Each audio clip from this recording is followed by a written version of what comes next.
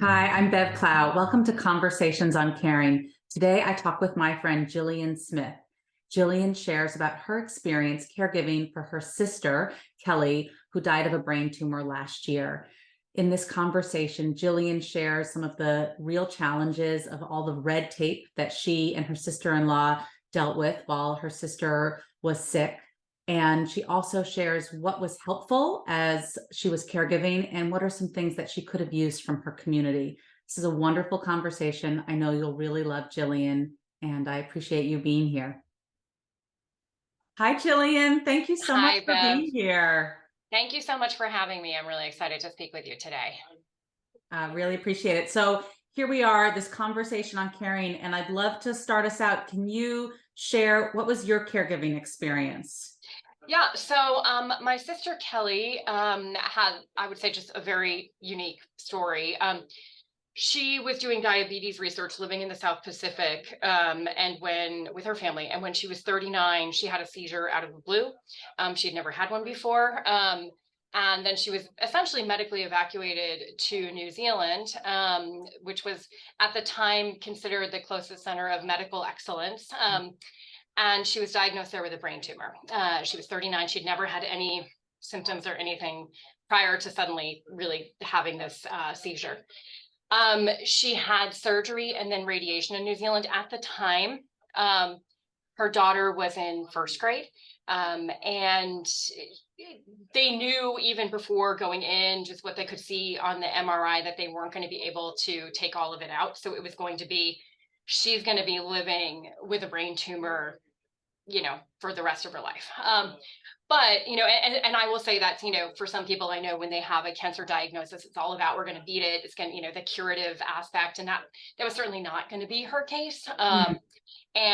But she had five. She then had to return to the States, which she did shortly thereafter, after radiation and everything. And had 5 good years with, no other symptoms, no other issues. She then shortly thereafter had some new tumor growth, which then she had another brain surgery. And then I think she started, chemo at that point. And then it was sort of this on off, okay, how much growth do you see at this point? What's happening now? So then for another several years, she had surgery then again, I believe it was in 2020, in COVID. She had a third brain surgery. There had been some new growth on the left-hand side. Um, the original tumors on the front right. And then from there, it was just tougher. And it was really, I would say, the fall of 2021 when things had really gone downhill. And again, she had multiple rounds of chemo, radiation, was trying a lot of different things, but was largely still herself and able to function. She still worked actually during all of these years. And then in the fall of 2021, she really started having significant mobility issues, more executive functioning issues. And then I was one of the caregivers. Really, it was her wife who was, obviously the primary caregiver. And then she officially went into hospice, and we decided to do hospice at home in January of 2022. Although, the months leading up to that, I was already spending significant amount of time because we knew where things were going. And then she passed April 1st, 2022. So I was back and forth. I live in Florida, so I was back and forth between Florida and Rhode Island, and doing, anything and everything that needed to be done, from the paperwork, finding CNAs to help, helping to physically, help with her. Her issues really started with a lot of mobility issues. And that was actually the sign that I knew that I needed to be more physically present there, was when she actually had fallen when she was outside taking the recycling out in October of Oh, 2021, and couldn't figure out how to get back up. And so she had a lot of issues where she was often tripping and falling, and that just gets very difficult. And then the executive functioning, we had noticed too, just a lot of decline there. And so all kinds of things, that relate to that as someone goes through this, in terms of a full mobility decline into, until they ultimately pass. So yeah. During this whole process, what, as one of her caregivers, what surprised you most? Oh gosh. I think that truly how I think I expected that there was going to be more support from her employer, from all of the sort of systems and structures, her insurance, than there actually was. And I will say one of the biggest things that was not only surprising, but incredibly challenging Mm, was that it became clear to me that really all of our country's systems and structures are designed for people to die when you're older, that mm, nobody has a playbook for this when you are in the middle of your life and mm, you're still gainfully employed. And so that was something that was incredibly surprising. And then I think the other one was that our systems and structures are designed to prevent fraud and abuse. And okay. so, and you kind of know that, but until you're actually living it and you're finding out they won't even talk to me until they have our power of attorney, but they're not even telling me they need the power of attorney to have the conversation with me. Those kinds of things where you're just thinking like, I just need an answer to this very simple question, just like, and sometimes I'm like, I'm going to call up, say I'm her, give her name and birth date and everything just to get the answers that I need, Yes. right? Like you don't want to do anything illegal, but you're like, this is so frustrating. So just all of those kinds of All things, that I would red say. tape that just, All that red tape. Oh my yeah. gosh, and just realizing like what's covered, what's not, that she couldn't even officially, I think, be declared hospice until her chemo cycle was done, but we knew where that was going. Mm, I somehow naively thought even doing hospice at home meant that there would be a higher level of care coming from hospice. Not at all. I think legally hospice, if you're unless you're in a physical yeah. building of of a hospice or in a hospital, getting hospice care, if you want to do hospice at home, which is what Kelly had always said she wanted, um that just means that someone might show up once every 2 weeks. I think legally that's what Medicare is Oh my supposed to do. goodness.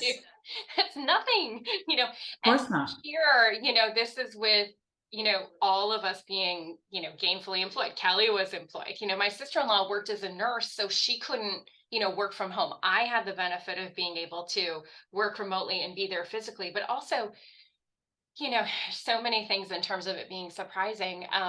It's not a one person job, right? Like when Mm, you've got someone who is, um, physically not able to, do something on their own, and you need to be around them, especially if they're bedridden, right? Like yeah. there's so many things, so many tasks that you have to do. But again, like the bathing, the feeding, all of these things, someone else has to be organizing, and dealing with the paperwork and going out to pick up prescriptions and organizing who's actually coming, so even with you could have one person there for a period of time, to help her, but for a lot of tasks it's more than a one person job. And so yeah, lots of surprises, lots of Yeah. surprises. What actions did, the circle kind of surrounding you, was there anything that people did that was helpful? So like people Oh could, yeah. what could we do to help someone who's in a similar situation? Yeah, I mean, several things. Her She actually went to the Unitarian Universalist Church in Providence, and I mean that network was really fantastic. So they set up a meal train, and everybody was coming to drop off meals, which was incredibly helpful because when you're in it and when you're really in the thick of it, and thankfully, my sister-in-law is a nurse. She also knew how to deal with things, but my sister was having seizures from small to large and having to deal with all of that, but you have no time to run out to the grocery store, right? And so just knowing that people are bringing over food and dropping it off so you don't have to think about that, Hmm. and some really good food too. Like that was great. I will say too, we joked that like when who knew when you have cancer, people send you tons of chocolate. Like, I mean, we had this candy drawer. Oh my God. And my sister was like, I remember asking my sister-in-law, I was like, can she have she's like, she can have whatever, whatever she wants, right? And like we had this candy drawer that was like just filled with so many different things. And my sister, sometimes is like, I just want to walk over and see what's in there. I was like, let me go over and tell you what's in there. She's like, but I want to see it. But again, so many little things like that would make her happy, sure, make me Yes. happy. I might have gained 20 pounds doing all of this. It's actually no joke. I did gain 20 pounds throughout this whole experience. But yeah, I would say so. The meal train was incredibly helpful. Yes.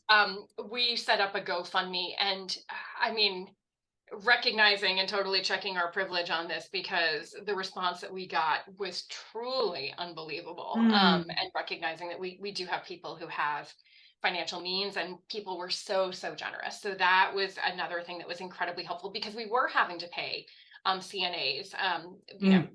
Out of nurses pocket. assistants for Yeah. those, yeah, out of pocket, for weeks and weeks and weeks. I mean, we were told we would be eligible to get some of that through Medicare, but we were so short on time by the time, the hospice, declaration came in. And it was just, to try to, I know that Medicare has a way to be able to expedite a classification if you do have something like a brain tumor, but, we didn't, at that point we were already going on CNAs, and to then have to deal with that, we were like, okay, so we paid for all of that out of pocket, while my sister, again, because she was on leave, she already had taken a pay cut because she was on temporary Mm. disability. And then my sister-in-law didn't actually take a leave from her job until the end of January. And by that point, my sister had already been, in a hospital bed in the living room for about a month at that point. So again, just all of those things, and having to deal with that, as well as all of these other, unexpected costs that are, going to come up. So Yeah. the GoFundMe was helpful. And then the other thing was, we did have some very close family, and friends who, would come over and give us a little bit of, reprieve. Hmm. And also say, that's okay, I'll take care of that. Or I'll come over, for 2 hours so you can go out and, go do something. Um, and some people also who did spend a little bit of time, a week here or a week there, also, really spending that, FaceTime with her, but also really, somewhat serving in a role of caregiver as well. So helpful to know that people can know that they can come and offer to Yeah. just give you an hour or two just to Yes. do what the caregivers need to do. I'm Yes. curious because you were commuting, Yeah. away from your own family. Was there anything that your local circle of friends either did or you wish that they did to support, your husband and Yeah. at home? Yeah. Actually, so I work in a co-working space. They actually sent me like some frozen pot pies, which was so nice. Like, the sort of comfort food, to keep in the house. That was super nice. And again, it's like one of those, like, when you need it, in one of those moments where you just don't have the time. That was really good.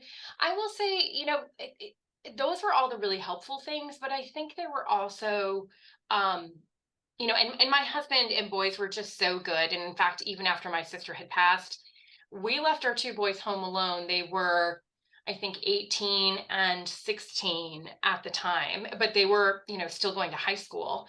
And like, I let the principal know, I let the, counselor know, and they were like, whatever you need, right? Like, and they just sort of kept an eye on the boys when it was like literally the morning after my sister passed, so that my husband could fly up, to be with me. Yeah. But I didn't, like, knowing we were going to plan the memorial service for a little bit later. I did, and we were right in the middle of like Yeah. testing season, and I got a senior and a junior, and I was like, what are, can't, really didn't want to pull them out for an extended period of time at that juncture. So that's, the thing is, like, life keeps on going.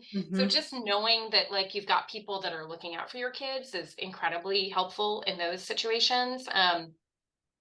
But then, I mean, also, sometimes the silence of some people, like, culturally, I've realized, and I will tell you, since my sister was living in the South Pacific when she was first diagnosed, one of the biggest differences that I saw is, so she was in American Samoa, and in Samoan culture, death is nothing, like, it's not surprising, right? We're Right. all going to pass on at some point, but we don't tend to talk about it that much in Mhm. our culture, right? It's something we push it away, like, you have a cemetery, but it's further out.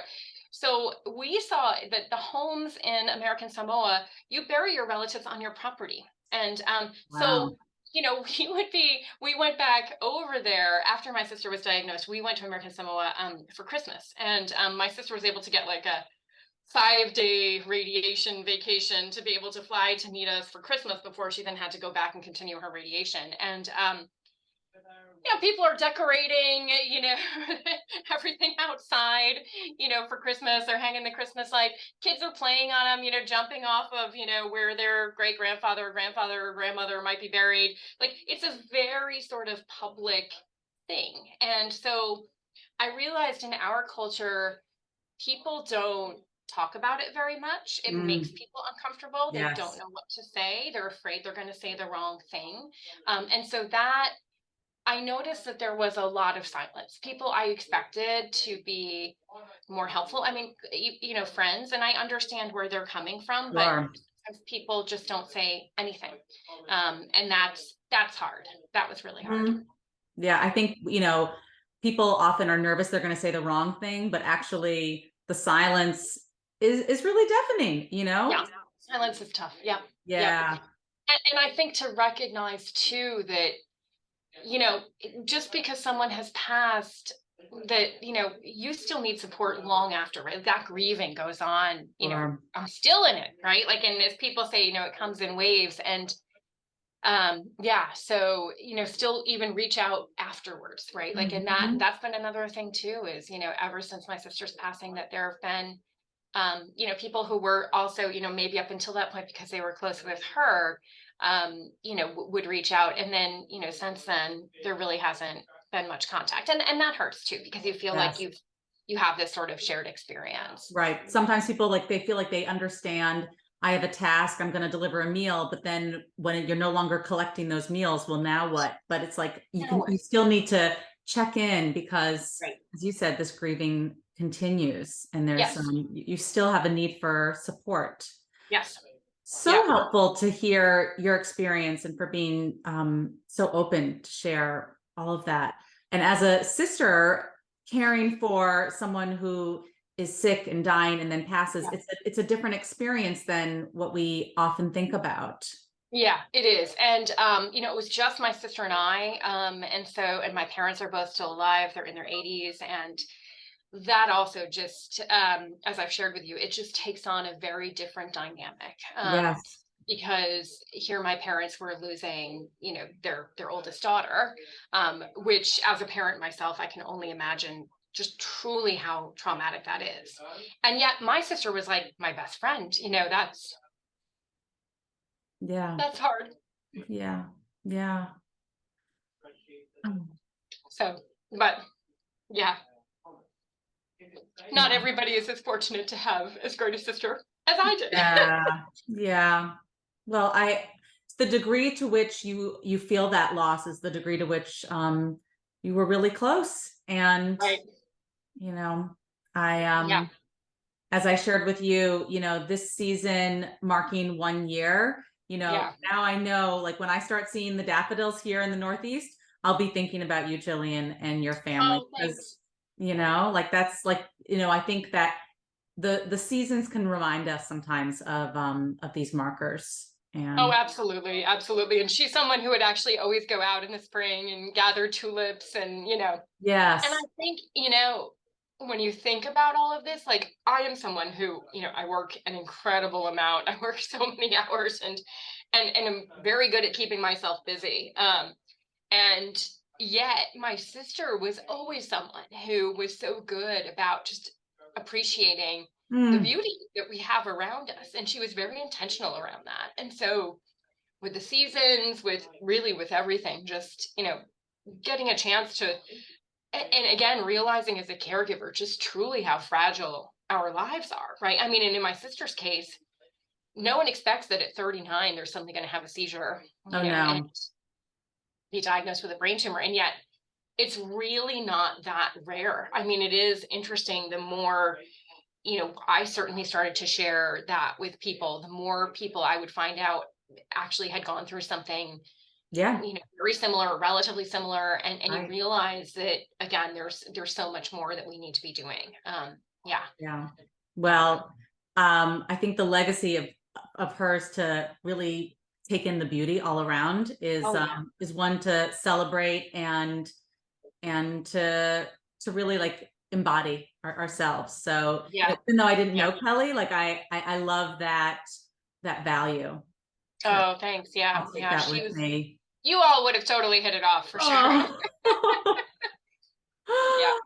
Wow. Well, thank you so much, Jillian. I really, really appreciate this Oh, time thank and your you. Thank you, perspective. Deb. Thank you so Yeah. much. One other thing that I was thinking Yeah. about, that, as I was reflecting on, having this conversation with you, one of my colleagues, he actually also had a cousin, who had died of a brain tumor, very similar story as my sister's. And she, ironically, her sister lived in Rhode Island, which was also, again, like the small Wow. world stuff that goes Yeah. on. Um, he actually, so my colleague put me in touch with her husband. And I spoke with him, and he said to me, "You're in the business world." He said, "Try to treat all of your conversations when you can as a business. Ask lots of questions, ask them what they need, make sure you Mm. follow up, all of those kinds of things, just around the bureaucracy." Because again, as I started out sharing with you at the top of the call, there's so much bureaucracy Yeah. and Yeah. paperwork and red tape that goes on here. And the more you can actually, I mean, I kept a Google Doc. I would take notes on every call, be very clear on the follow-ups, calendar when I, would say, well, when can I expect to hear back from you? When can I follow? I mean, just all of the follow-ups, and keeping all of that documented so that you can make sure you're getting what you need. Because again, it's somewhat patient advocate, but it's also somewhat, again, just knowing how our systems and structures are designed. You really need to try to just make sure you're documenting everything and treating it as much like a business as you can in one of the most emotionally turbulent times that you're going to have. That's really good advice. Like, even though, your instinct might be, oh, I'm just going to like hold this in my head, or let me just get a scrap of paper, the back of Yep. the CVS medical bag. I'll write it Yep. on that. Like, no, you actually need to really treat this in a way that has to be methodical. Like, this is, Yep. in terms of keeping the records and the follow through and all those Yeah. questions. Yeah, I mean, when you have a front row seat to the journey here that someone is going through, there's so many learnings, and there's not nearly enough, you know, places to be able to share all of these learnings. And Yes. yeah, just to be able to document that. And yeah, and again, I think sometimes you expect people to be able to have, see the humanity in all of this, but when you're dealing with insurance, when you're dealing with Medicare, when you're dealing with an HR department, that's not always going to be That's the not case. always the case. No. Yeah. Unfortunate, but true. Yeah. All Um, right. Thank you so much, Jillian. I Thank appreciate you, this Deb. so much. And I look forward to talking again soon. Thank you. Yes. Thank you. Bye.